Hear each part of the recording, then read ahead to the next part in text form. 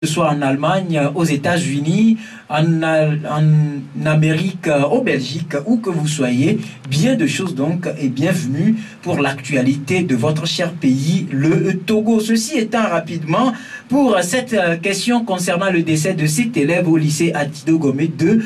Qu'est-ce qui s'est réellement passé? En tout cas, la question ou le sujet fait un peu de froid dans les nerfs et être parent est difficile de concevoir ce qui s'est réellement passé. Mais je vous propose d'écouter le témoignage de cet élève du même établissement qui était témoin des faits. Je rappelle que ces éléments, nous les avons recueillis au niveau de nos confrères de Radio Nana FM et c'est le confrère Hubert Semedo qui était sur le terrain, qui a fait du bon boulot. Nous le saluons au passage. Je vous propose donc le témoignage de cet élève. J'avais vu mes camarades de première D en train de dessoucher. J'avais posé la question comment se fait-il qu'ils devaient dessoucher un arbre au moment où ils n'ont pas coupé les grands branches avant de... Ils disent que c'est le surveillant qui avait autorisé cela. J'avais dit non, que ce n'était pas possible que de pouvoir se dessoucher cela comme ça. Il disait que non, que c'est comme ça que lui il a autorisé de faire ça. Bon, en faisant, moi j'étais rentré quand les cris venaient partout, que c'est comme ça qu'il y a un enfant qui s'est tombé. Vous-même, vous voyez, c'est toujours comme ça, on déracine. À moins de choses, on va t'envoyer d'aller dessoucher avant de rentrer. D'accord, tu peux perdre 2 semaines, plus même avant de rentrer. Eux, ils s'en foutent des heures que tu rates pour les heures. Or, nous sommes ici pour la réussite. Et dans ces conditions, on ne sait pas comment fréquenter. Et il y a aussi un ami derrière la classe de première D qui s'est brûlé aussi pour le même problème, mais il ne l'a jamais exprimé. L'enfant venait directement du sport. Et quand le problème s'est passé, il commençait par dire que première, deuxième, il devait être en classe. Ce sont des arguments pour pouvoir nier. On ne veut plus ça ici. Après le cours de français, on était libre. Et voilà que brusquement, on va annoncer qu'il y a un peu qui est produit au niveau du terrain. On s'est demandé ce qui s'est passé. On a dit qu'une dizaine d'enfants étaient punis pour des raisons d'irrégularité après la composition. Brusquement, là, vous êtes tombé sur un enfant. L'enfant avait la tête bombée, il faisait l'hémorragie à travers les oreilles et les narines. Et voilà, on a fait appel à un taximan qu'on aille à l'hôpital. Nous étions en classe et notre manager de salle est arrivé pour nous annoncer le décès de l'élève. L'élève fait la 4e. À l'instant, le témoignage des camarades de cet enfant qui a laissé sa vie dans ce qu'on peut appeler accident, comme je l'ai dit tantôt. Difficile d'être parent et nous proposons les sentiments du papa de cet enfant. Ma femme m'a appelé que mon enfant a eu un accident, mais on ne m'a pas dit réellement ce qui s'est passé. Mais tout de suite, je suis allé à l'hôpital, que c'est un peu grave. Je suis arrivé à l'hôpital, j'ai vu l'infirmière me dit que l'enfant est mort avant l'arrivée. Qu'est-ce qui s'est passé? Je suis venu à la maison, on me dit que l'enfant est mort. C'est maintenant que j'ai quitté la maison pour voir la véracité des faits. Et que on a demandé aux élèves de déraciner l'arbre. Les élèves ne sont pas des bûcherons. Hein? Ils ont l'habilité de déraciner les arbres. Ce n'est pas possible. Ils ne sont pas des bûcherons. Ce ne sont pas des spécialistes en choses. Hein? Et que l'arbre même est tombé maintenant pour abattre mon enfant. Bon, c'est ce que j'ai appris. Et les faits, je suis venu voir le proviseur. Où sont les habits? Mais ils m'ont dit qu'ils ont laissé ça à l'hôpital. Que l'infirmière va ramener ça. Alors justement, quelle a été la réaction de la direction? Bon, la direction s'est déplacée pour venir à la maison. Pour souhaiter les condoléances, comme d'habitude. Les condoléances ne feraient pas revenir mon enfant. Bon, mais c'est ça. En tout cas, vous allez comprendre dans les propos de cet homme les sentiments qu'on a quand on est parent face à un tel fait ou à une triste scène de ce genre, Monsieur Augustin Sizing. Et toute la question est là, un enfant qui part à l'école et qui ne reviendra plus jamais. D'abord, merci de nous inviter à prendre part à cette émission débat. Mais en ma qualité de président de l'Observatoire togolais des médias, je pense qu'à ces débats aussi, nous avons le devoir de faire en sorte que l'exercice de notre travail se fasse bien. J'ai écouté une interview des élèves qui sont collègues de cet enfant. Bien dommage, j'ai bien envie moi-même de verser des larmes. Mais j'ai écouté leur interview, j'ai écouté l'interview du papa. Il a manqué l'intervention des responsables de l'établissement. Dans la pratique journalistique et dans le sens de l'équilibre de l'information, il est important aussi qu'on tente d'avoir l'interview aussi de la direction, ou du proviseur, du censeur, ou que sais-je encore, ou en tout cas de la direction, ou même du surveillant là en question. Et à la limite, si les tentatives pour avoir l'interview n'ont pas été des tentatives concluantes. Il faut dire qu'on a tenté d'interviewer justement un responsable de la direction et ils n'ont pas pu le faire. Je pense que c'est en cela que nous aussi nous participons d'une certaine manière à l'équilibre de l'information et à permettre aussi à l'auditeur d'avoir la substance réelle des informations que nous diffusons. Donc c'est extrêmement important. Cela étant, je constate que peut-être vous avez pris des interviews ailleurs et que c'est pas vous qui avez fait des interviews. Mais ça aurait été intéressant comme ça. Sinon, nous sommes en train de faire les tractations à ce niveau. C'est vrai que c'est un événement qui a un tout petit peu bouleversé l'établissement actuellement. La direction, ou du moins le provisorat, serait en train de prendre des dispositions pour voir dans quelle mesure intervenir. Sinon, dans les prochains jours, j'avoue que tel sera le cas. Je suis très, c'est-à-dire que c'est avec beaucoup d'émotion que j'ai suivi ces interventions à travers des interviews que vous avez faites. Parce que sur l'aspect, sur ce qui s'est passé, on ne peut que condamner ce qui s'est passé parce que, en fait, c'est pas normal que ça se passe comme cela. Mais je profite de cette occasion pour dire qu'en pareille circonstance, il faut faire extrêmement attention et essayer de disséquer la chose en deux. Je peux vous dire que personnellement, en tant que parent d'élève aussi, je ne suis pas contre la punition. Oui. Mais je suis contre certaines formes de punition. Les enfants, il faut reconnaître que depuis un certain temps, avec le bâton qui est plus ou moins, j'allais dire, qui est interdit à l'école, les enfants ne sont pas parfois rigoureux avec eux-mêmes, alors que les parents s'investissent réellement pour la réussite de leurs enfants. Et en ce sens-là, on ne peut pas, si on est un parent actuellement qui souhaite la réussite des enfants, on ne peut pas dire qu'on n'est pas d'accord pour la punition à 100%. Mais cela étant, une punition n'est qu'une manière pour l'encadreur, fut-il surveillant, proviseur, directeur ou bien censeur ou professeur, une punition n'est qu'une façon d'amener l'enfant à la raison et à corriger ce qu'il a pu faire et qui n'était pas bon et qui a été le motif de sa punition. Une punition ne peut pas être, j'allais dire, l'occasion d'amener l'enfant à des extrêmes. Je pense que ce qui s'est passé, le surveillant ou le responsable de l'établissement qui a demandé à l'enfant de dessucher l'arbre, dans l'intention, c'est vrai, on ne peut pas dire qu'il avait envie de tuer l'enfant, mais ce qu'on peut dire, c'est que dans tous les cas, il n'a pas, en demandant à l'enfant de dessoucher l'arbre, il n'a pas réfléchi aux conditions de sécurité qui entourent l'exercice de cette punition qu'il a infligée à cet enfant.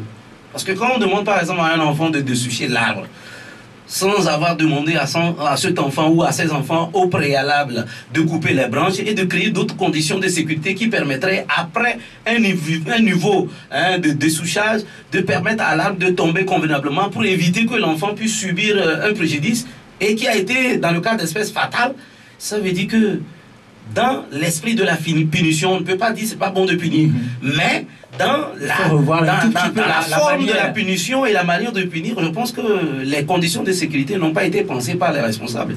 Et à tout point de vue, sur ce cas précis-là, je pense que c'est pas quelque chose de bien. Et on peut demander à l'éducation de réfléchir dans ce sens-là et de voir dans quelle mesure, on peut punir pour la façon dont les gens doivent punir les enfants, mais en même temps à faire attention à éviter qu'il y ait une sorte d'amalgame. Parce que si cet incident amène à dire, puisque de toute façon ce papier on peut punir même, eh bien on risque d'avoir un pourcentage de personnes qui réussissent à l'examen sans avoir forcément des gens qui sont suffisamment des intellectuels. D'ailleurs, même parfois, on voit aussi des gens qui réussissent à des examens sans être des gens qui sont suffisamment formés. Et parce que, entre-temps, on veut quand même, parce que le niveau n'est pas le même qu'avant.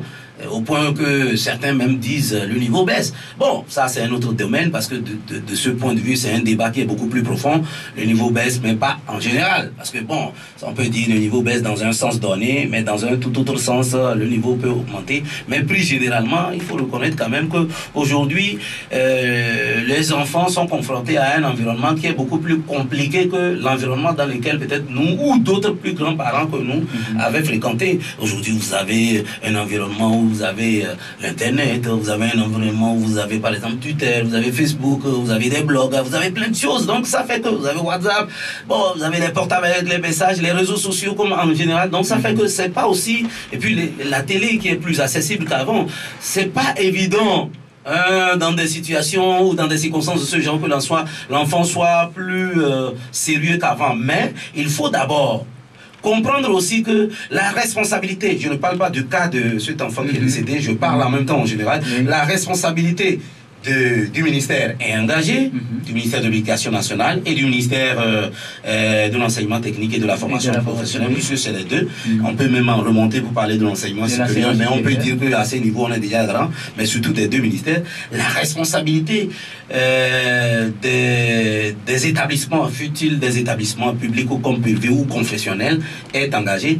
Et la responsabilité aussi des parents d'élèves aussi est engagée. Parce que généralement, on est dans une situation où les parents d'élèves, les parents d'élèves, on a un peu comme l'impression que, entre-temps, nous-mêmes, nous avons démissionné. À la maison, le parent doit savoir que l'enseignement, ce n'est pas que à l'école. L'éducation, c'est l'enseignement à l'école et l'éducation qu'on donne à la maison. Donc, c'est un tout. Ce que le parent donne à la maison, l'enseignant complète. Ce que l'enseignant donne à l'école, le parent doit compléter à la maison. Donc, il faut prendre tout ensemble et dire que ce qui s'est passé a été quelque chose de suffisamment, j'allais dire, grave.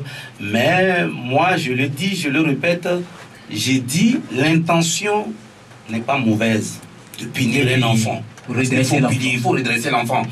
Je dis que même il y a des pays européens où on a encore le bâton qui travaille. Ça, il faut le savoir, et ça, c'est important. Maintenant, il faut, dans la punition, savoir qu'on punit pour que l'enfant change de comportement. On ne punit pas pour faire mal au point que dans le cas d'espèce, que la punition soit finalement fatale. Donc il faut créer les conditions de sécurité autour de la punition. Parce que l'objectif, l'ultime objectif de la punition, c'est d'amener cet enfant que vous punissez à changer de comportement et que même un jour cet enfant soit fier de ce que votre punition l'a permis de prendre conscience et d'évoluer dans la vie et d'avoir des diplômes, d'être aussi un homme bien formé, parce que c'est pas que les diplômes, la formation, c'est un tout. D'accord. Vous avez assez compris, Monsieur Augustin Sizing. Avant de rejoindre un autre invité qui vient de nous arriver, directeur de publication du journal Togo Réveil, Germain Pouli, nous allons le saluer, fraîchement revenu de Kara. Bonne arrivée, bonjour. Merci et toutes mes excuses. J'ai eu un gros souci à la maison. La régie nous a privé d'eau et ça m'a assez embêté. J'ai dû faire violence sur moi-même pour arriver. Je présente toutes mes excuses aux éditeurs. Ce n'est pas un manque de respect, mais vraiment, j'ai été assez coincé dans ma peau. Voilà, bonne arrivée. Donc, nous attendons d'un moment à l'autre Emmanuel Vivien Tommy qui va également arriver, mais avant de retrouver Germain pour peut-être placer un mot par rapport à cet incident, le décès de cet élève qui est censé être puni, mais avec une punition qui a tourné finalement et a coûté la vie à cet enfant. Nous allons lire quelques messages des auditeurs qui participent au débat également avec nous. Salut, moi je suis un ex de ce lycée et c'est ce que je veux. Ce que je veux est que ces manières de punir cessent, car j'ai été une fois victime de cette punition. Heureusement que moi je l'ai souhaité, c'est-à-dire qu'il a refusé, quoi. C'est dans quelle école cela s'est passé? À mon avis, la direction doit démissionner. Ces genres de punitions sont très présents au lycée technique d'Adido Gomé. Les surveillants abusent des enfants. C'est un auditeur. Forcément que c'est des gens qui sont dans les environs de cet établissement. Bonjour, on dirait que j'ai pas compris tout et tout. En tout cas, je crois on fera finalement, je ne sais pas, une inscription pour aller apprendre à décrypter des messages. Hein. S'il vous plaît, j'aimerais, dans quel établissement? On a dit lycée Adido Gomé 2, juste au bord de la route, vous quittez un tout petit peu la devanture du lycée technique. Voilà. Et puis, c'est la faute à notre ministère d'éducation. Aucun suivi dans les écoles. Les directeurs se croient tout puissants et font ce qui les passe par la tête. Nos inspecteurs ne jouent aucun rôle. En tout cas, on va laisser pour le moment le reste. On va y arriver. Mais Germain, vous avez suivi une partie de la réaction tout à l'heure d'Augustin Sizing sur ce sujet-là. C'est vrai que ce n'est pas le souhait du surveillant de voir l'enfant laisser sa vie dans cette punition, mais c'est arrivé. Qu'est-ce qu'on peut dire aujourd'hui pour attirer l'attention de tout le personnel de l'éducation afin que ce genre de situation ne se produise plus? Oui, mais c'est vraiment un incident regrettable. On ne peut que souhaiter beaucoup de courage aux parents donc, de cet enfant qui l'ont mis à l'école, qui espérait en faire un homme, mais qui malheureusement part dans des circonstances assez déplorables. Je crois que tout simplement, il faut que... C'est vrai que c'est involontaire, mais il faut une punition pour cet enseignant-là, parce que bon, c'est accidentel, on le reconnaît, mais quelque part, il y a un certain abus donc, dans la façon dont le corps enseignant punit donc, les élèves. Il y a des pressions de toutes sortes. C'est vrai que nous, on a été éduqués sous un régime de punition corporelle assez intense. Hier, j'ai vu un monsieur qui vendait des chicottes fabriquées avec des peaux de bêtes. Et je lui disais, j'ai échangé avec lui, je lui disais, mais ça ne sert plus à rien. Il était à un carrefour à Togo Télécom, GTA.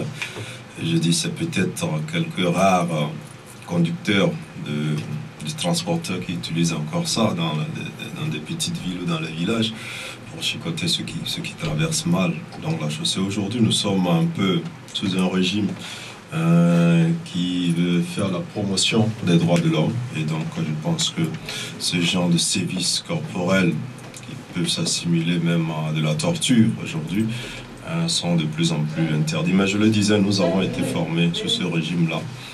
Et comme le disait Augustin à la fin, on s'est quand même félicité parce que quand nous voyons nos enseignants qui nous ont, entre guillemets, malmenés quand on était plus jeunes, c'est avec beaucoup de respect, beaucoup de considération. Quand on a de l'argent, on peut même acheter à boire pour partager parce qu'on estime qu'ils nous ont bien formés, parce qu'on en avait besoin. Mais aujourd'hui, il y a une autre donne. Je pense qu'il faut tenir compte de cela. En notre temps, vous allez voir ce qu'on appelait, on te prend un avion, c'est 4 élèves qui te tiennent, les 2 bras, les 2 pieds. Et puis le maître, il se charge de te corriger, soit soit avec un gros bâton, soit avec la courroie de la mobilette, on s'en souvient encore. Mais vous rentrez à la maison, aucun parent ne se plaint de cela. Mais aujourd'hui, c'est une situation impossible. Donc je crois que les enseignants doivent aussi revoir leur manière de se comporter et se dire qu'on ne peut pas aujourd'hui se permettre de telles punitions qui fatiguent l'enfant jusqu'au point où finalement il perd la vie, n'est pas allé là-bas pour qu'on le torture, il est allé pour se faire former. Et même si la violence, la punition corporelle peut aider à la formation, aujourd'hui ce n'est pas ça. Vous allez à la maison, Augustin en parlait tout à l'heure, il y a des parents qui ne frappent plus leur enfant. Il y en a qui frappent un peu, modérément parce qu'ils se disent eux-mêmes ont été formés comme ça. Mais je crois qu'aujourd'hui, c'est vraiment déplorable. Il faut que cet enseignant-là soit puni. On reconnaît que c'est involontaire, on reconnaît que c'est accidentel. Mais il faut dissuader éventuellement les autres qui seraient donc tentés de punir les enfants jusqu'à ce niveau. Voilà, merci. Donc nous allons sur ce observer une courte pause et revenir dans ce studio pour la suite du débat. De retour dans ce débat avec 3 invités. Augustin Sizing, directeur de publication du journal L'Écho du Pays, président de l'Observatoire togolais des médias, que nous remercions pour sa disponibilité. Germain Pouli, directeur de publication du journal Togo Réveil, qui, malgré quelques petits soucis, a honoré de cette invitation. Merci également à lui et merci également à Emmanuel Vivien Tommy, directeur de publication du journal Plume Libre, qui est d'ailleurs dans les kiosques avec à la une. Rapidement, on va essayer de parcourir la une et revenir sur Pour clôturer le premier sujet, entamer le second, dossier politique Togo présidentiel 2015, comme promis sur des radios sœurs. Le journal est revenu sur ce dossier, environ une douzaine de candidats potentiels pour un seul fauteuil, les 15 raisons qui annoncent les couleurs d'une éventuelle victoire de Faure Gnassingbé en 2015, les 15 faiblesses de l'opposition face aux enjeux de 2015. Album photo des chefs d'État et de gouvernement du Togo de 1958 à 2015. Autre sujet à lire à la une de Plume Libre, réforme constitutionnelle et institutionnelle, et si les acteurs se référaient au contenu de l'accord UFC-RPT-UNIR et les propositions du comité de suivi, s'interroge le journal. Lire l'intégralité de l'accord UFC-RPT-UNIR. Interview exclusive du président du parti des Togolais, Alberto Olimpio. 2015 sera l'année de l'alternance au Togo. Je me battrai jusqu'à mon dernier souffle pour que les élections soient totalement transparentes. Interview exclusive du pasteur candidat à la présidentielle, Magloire Pepe Doche. En tant que pasteur et citoyen, j'aimerais diriger le pays pour soulager les peines des Togolais. Les anciens politiciens ont échoué, dit donc Magloire Pepe Doche. Interview du premier vice-président de l'UFC, El Hadj Brim Bouraïma Diabakte. Les élections participent à l'enracinement de la démocratie. Plumeau Charlie Dick, c'est ça? Je crois que je l'ai bien lu. Plumeau Charlie Dick. Ah, voilà, Plumeau Charlie Dick. Fort Gant, c'est ça, non? Fort Gant tient les couilles d'un liseur de motion à Kara. Et pour un peu reprendre les propos du chef de l'État, le journal a écrit « Je ne veux plus qu'on insulte les opposants OTR pour l'essor de l'économie du Togo. Plumosexologie, combien de fois doit-on faire l'amour par mois et pourquoi ?» Voilà donc ce qu'on peut lire à la une de Plume Libre ce matin à vendre ou à acheter dans les kiosques au prix de 350 francs CFA ou encore à lire sur le site www.plumelibre.tg. Ceci étant, comme nous avons le directeur de publication avec nous, bonjour Emmanuel Vivien Tommy. Bonjour Rodrigue, bonjour Augustin, bonjour Germain, bonjour aux auditrices et auditeurs. Voilà, déjà la une du journal tel que lu, un mot. Ben, juste pour dire que des fois, il faut reculer pour mieux sauter. Et quand on veut sauter, il faut bien sauter. Donc je pense que Plume Libre est relancé. Nous avons observé une petite pause. Et maintenant, on va sortir des dossiers. Je crois que nous prendrons des fois du temps. Mais quand nous sortons les dossiers, je crois que ça doit intéresser le public. Nous sommes intéressés au dossier de la présidentielle. Contrairement aux candidats et aux partis politiques qui parlent de 7 candidats, nous avons répertorié à cette date au total 12 candidats. Nous avons commencé par donner la parole aux candidats. Nous avons fait un dossier sur les chefs d'État que le Togo a connus, mais également les chefs de gouvernement.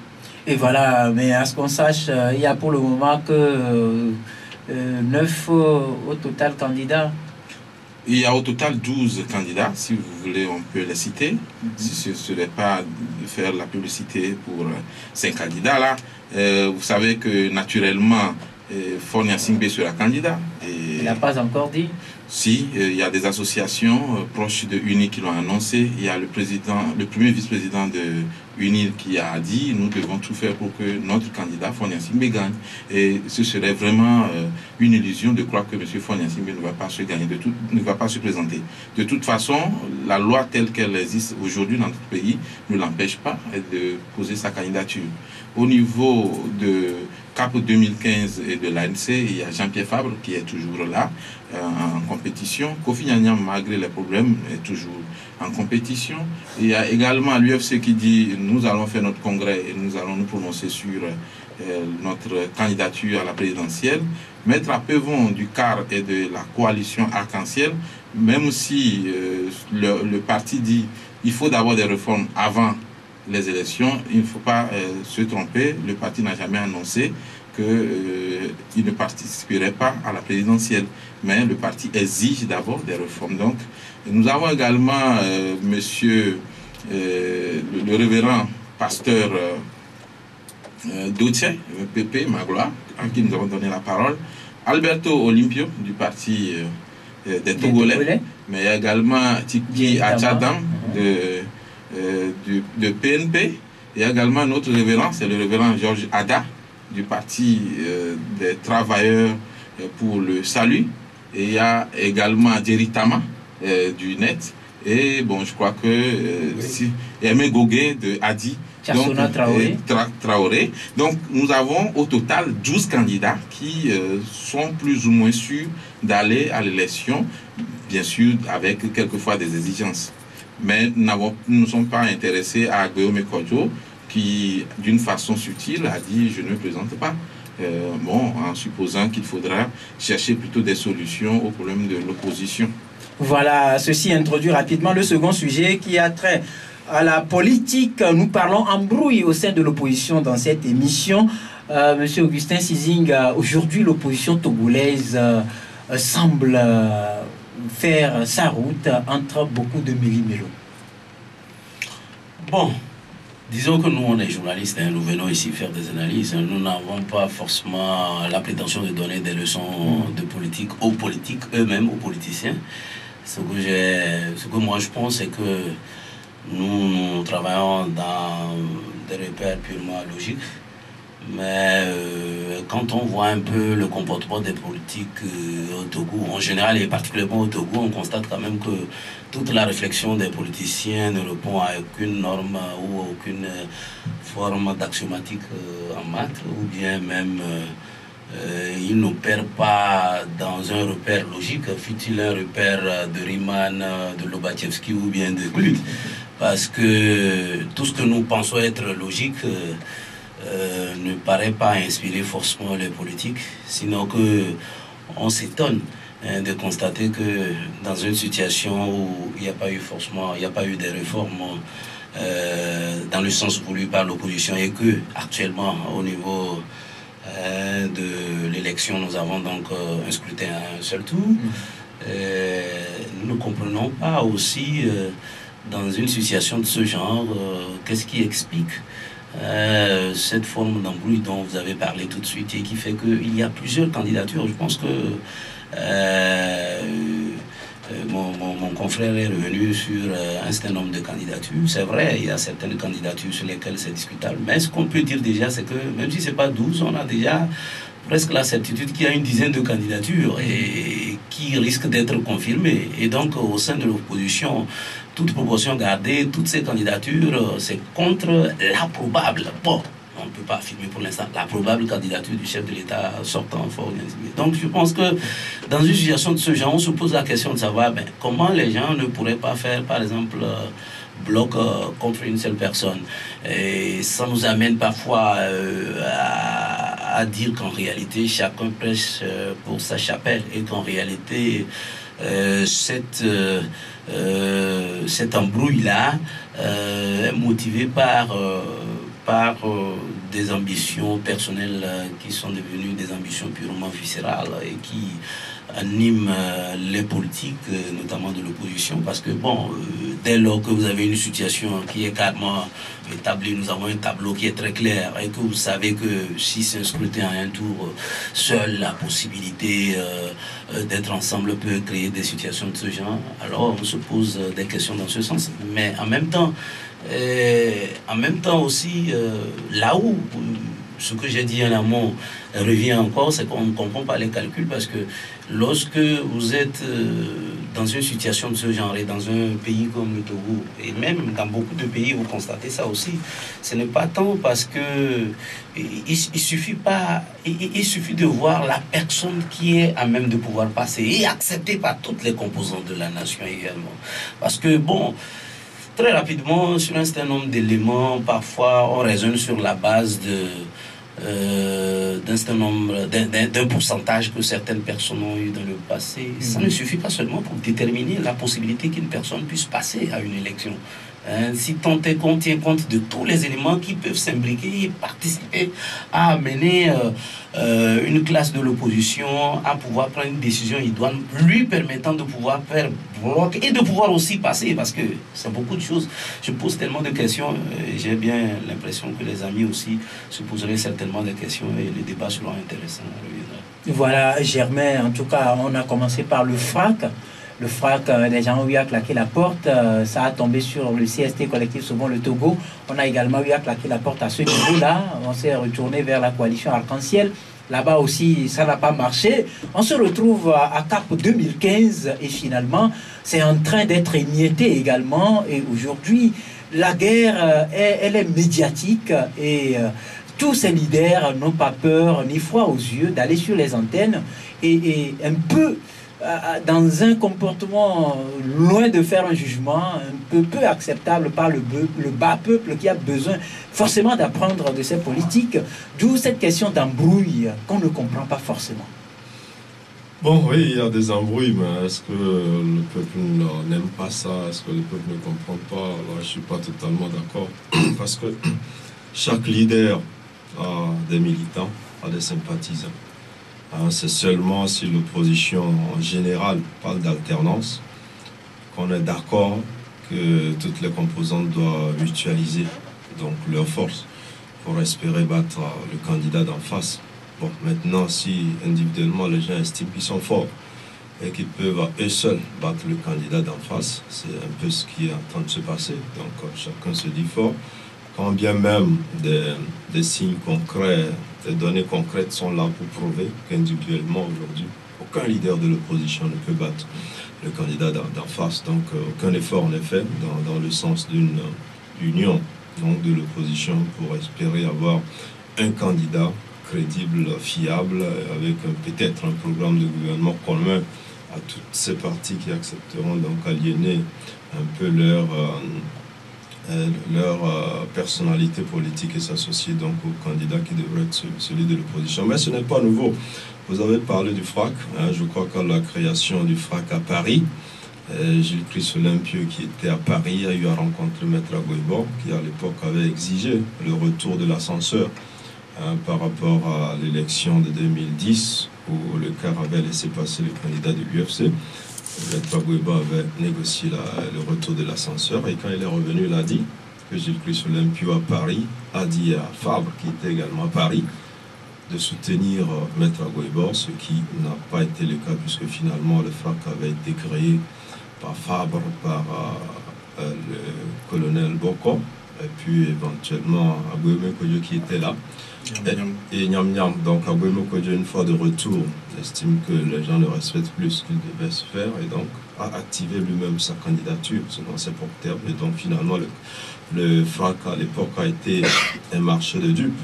Et après, bon, au niveau des manifestations, on a gardé un FRAC qui n'avait pas un réel contenu parce qu'il n'y avait que l'ANC. Les autres partis autour qui constituaient le FRAC, à l'époque, n'avaient même pas de députés, donc ne représentaient pas grand-chose. On a vu le CST qui est parti comme un mélange de politique et de société civile, et puis on a vu ce que ça donnait finalement. Cette coalition allait aux élections comme une coalition électorale. Mais on a vu à l'Assemblée comment finalement on n'a pas pu former un groupe parlementaire CST. On a tenté de former un groupe parlementaire ANC, a dit, on sait ce que ce groupe parlementaire est devenu. Donc vous comprenez quand vous suivez tout cela que l'opposition n'arrive pas à travailler, les acteurs n'arrivent pas à travailler ensemble. Et puis ils se livrent une guerre plus grande que celle qui devra livrer aux candidats d'en face. Donc c'est dans les rangs de l'opposition même qu'il y a une bataille. Et le camp en face, celle-là observe, et il y a certains qui malheureusement pensent que c'est le camp d'en face qui manipule les opposants, ce qui est ridicule parce que ce sont des personnalités, ce sont des majeurs, et quand ils argumentent, vous comprenez que ces arguments viennent d'eux-mêmes, qui n'arrivent pas à contenir les querelles internes, qui ne mettent pas le dialogue en avant et qui n'arrivent pas à régler les problèmes. Bon, maintenant, ils ne sont pas obligés de s'unir parce qu'ils ne se sont pas, ils n'ont pas créé les partis le même jour, ils n'ont pas les mêmes ambitions, les mêmes visions du pays. Donc, ce n'est que les militants et les partisans de l'opposition qui pensent que pour qu'il y ait alternance, il faut que l'opposition s'unisse. Mais ils ne sont pas obligés de s'unir parce que chacun a créé son parti. Autrement, je dis que le peuple n'est pas aussi mal à l'aise qu'on le présente parce que quand tous ces candidats se présentent, même ceux qui n'ont aucune chance de gagner, il y a des gens qui votent pour eux. Ceux qui votent pour eux, pourquoi ils ne votent pas pour le candidat qui a plus de chances de gagner? C'est la grande question. Ça veut dire que le peuple aussi soutient cette division. Si les gens se positionnaient et ne recueillaient rien, ils vont comprendre que les populations ne sont pas d'accord. Mais si quelqu'un a 8 000 voit, il se dit, ben, il a au moins 8 000 Togolais qui l'accompagnent, il a 120 000 Togolais qui l'accompagnent, 300 000 Togolais, mais il se dit populaire et vous verrez que les gens sous-estimeront ce genre de score et qui auraient pu peut-être revenir au seul candidat unique s'ils avaient pu s'entendre sur l'essentiel pour diriger. Donc, moi, je trouve qu'il n'y a pas de quoi s'alarmer, c'est tout à fait normal. Le peuple, il ne faut pas le considérer comme une entité unie. Hein, dans le sens politique, il y a plusieurs visions. Quand on parle du peuple, c'est comme si on oublie les partisans d'UNIR, par exemple, c'est comme on oublie les partisans de la CPP. Des autres partis. Des autres partis, oui. On parle du peuple, c'est comme si ce sont les militants de l'ANC qui sont le peuple, ou que ce sont les militants du CAR qui sont le peuple. Non, le peuple, ce n'est pas une entité aussi que les gens présentent. Non, ce sont que des militants et sympathisants qui sont déçus du comportement de leur leader, qui ne sont pas obligés, il faut le dire, de s'unir. Maintenant, s'ils veulent l'alternance, c'est qu'ils doivent se mettre d'accord sur leurs intérêts qu'ils doivent garantir. Si on gagne, comment on va gérer? Moi, je crois que c'est Agouomé qui a raison quand il dit qu'il faut un programme commun avant un candidat unique. On ne peut pas s'aligner derrière quelqu'un sans être d'accord sur ce qu'on viendrait faire si on gagne ensemble, parce qu'il s'agit de gagner ensemble. Ce n'est pas celui derrière qui on s'aligne qui gagne, mais il gagne parce que les autres se sont alignés derrière lui. Et il faut qu'il y ait un programme commun. C'est compris. Que ce qui se passe soit normal. Pour Emmanuel Vivien Tomi, avec son journal qui a consacré, on va dire, beaucoup de pages à ce sujet, l'embrouille au sein de l'opposition, comment vous comprenez? Est-ce que, puisque vous avez cité également l'Union des forces de changement, c'est vrai qu'on n'en a plus parlé, ça fait longtemps, il y a d'autres partis également. Aujourd'hui, on voit les leaders qui vont et qui s'envoient des invectives directement sur les antennes. Je crois que c'était normal ou on devrait s'y attendre. Nous sommes en politique où des fois il faut noyer l'autre pour pouvoir sortir avec des insultes? Non, pas avec des insultes. Normalement, ça devrait être avec la courtoisie. Mais vous savez, quand vous prenez par exemple le CAP 2015, c'est qu'en même temps, il y a beaucoup de partis ou des groupements qui se retrouvent effectivement dans le CAP 2015, mais chacun avec sa ligne. Si on prend un Baskabo, on ne peut pas lui interdire par exemple de parler. Il est libre de parler, il est libre de dénoncer les dérives, il est libre de dire ce qui ne va pas.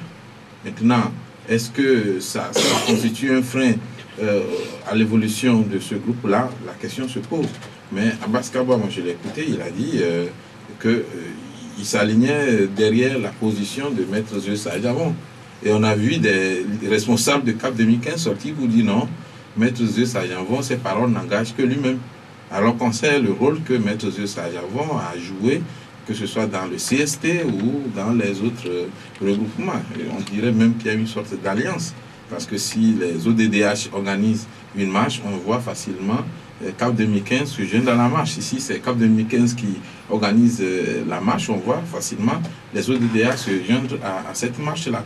Aujourd'hui, je pense que les Togolais sont un peu habitués aussi à ces jeux. Vous savez, à l'approche des élections, il y a toujours d'abord de cette idéologie un peu utopiste qui consiste à dire on va trouver une candidature unique de l'opposition. C'est de l'illusion.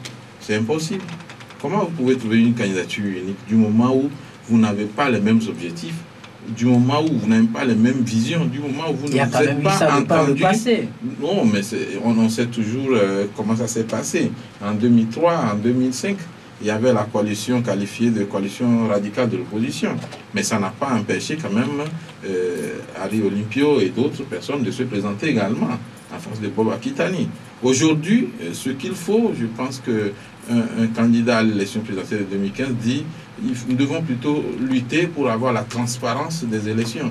Parce que si on prend la question des réformes, tout le monde sait que c'est du bluff, que ce soit du côté du NIR comme du côté de l'opposition. On a attendu le dernier moment, à quelques heures de l'élection présidentielle, pour dire nous allons faire les réformes, nous devons faire les réformes, alors que la PG a été signée depuis 2006. Pourquoi n'avoir pas commencé par faire du bleu autour depuis 2010 au moins, c'est-à-dire après la dernière présidentielle, on pouvait s'activer pour dire réforme ou rien, sans réforme, pas d'élection. Mais quand on attend en 2014 pour commencer par faire les dialogues de Togo Télécom, de Move et Togocel, eh ben, on a effectivement les résultats. C'est comme si on s'y attendait. Vous vous souvenez, en 2010 aussi, l'opposition criait deux tours rien. Il faut commencer sa campagne et 2 semaines après, l'opposition se met maintenant dans la marche pour dire bon, votez quand même pour nous. C'est un peu ridicule. Je crois que les Togolais ne sont pas des cons. Les citoyens commencent pas à bien voir. Et je crois que pour certains, la politique, c'est un métier. En tout cas, M. Augustin Sizing, est-ce qu'aujourd'hui, les faits ne donnent pas forcément raison à Afrobaromètre qui estime que les leaders de tous ces partis-là ne prêchent que pour leur propre chapelle? Oui, mais... C'est-à-dire la recherche d'intérêt. Oui, mais je pense qu'à la lumière d'un certain nombre d'éléments que nous avons et qui nous permettent de faire certaines analyses, comme je l'ai dit tantôt, on pourrait être tenté de dire que Afrobaromètre a raison.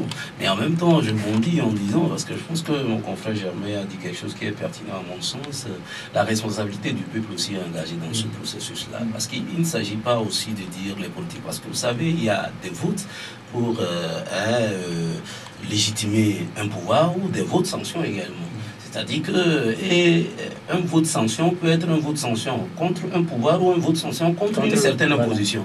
Il ne s'agit pas... Il y a des gens qui, chaque fois, présentent leur candidature, je vais aller, je vais tel. Tommy a dit quelque chose qui est pertinent à tout point de vue. Hein. Depuis 2010, la dernière présidentielle, on sait quand même que le chef de l'État faisait son 2e mandat. On veut quand même des réformes.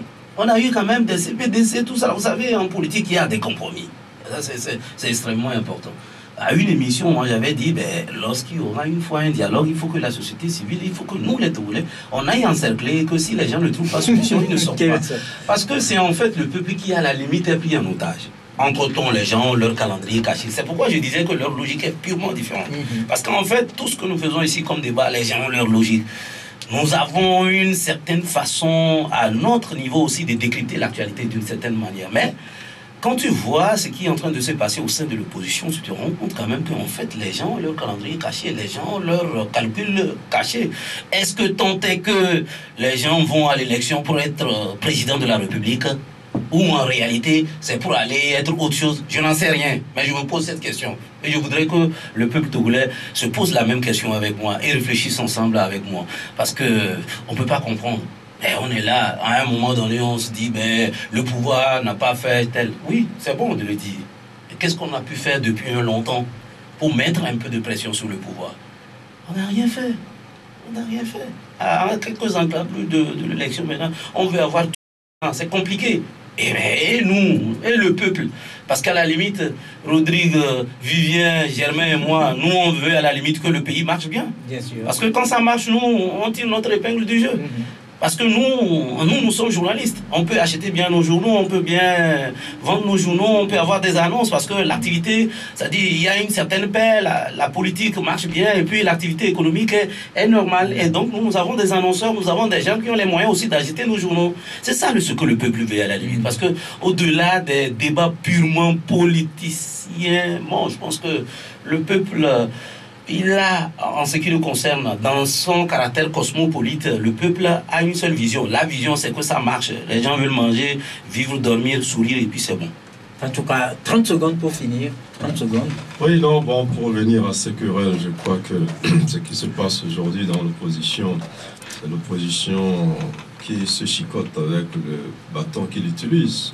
Quand vous écoutez un Abbas Kaboua qui traite Jean-Pierre Fabre de cafard, ambitieux, tout ça, les gens se plaignent.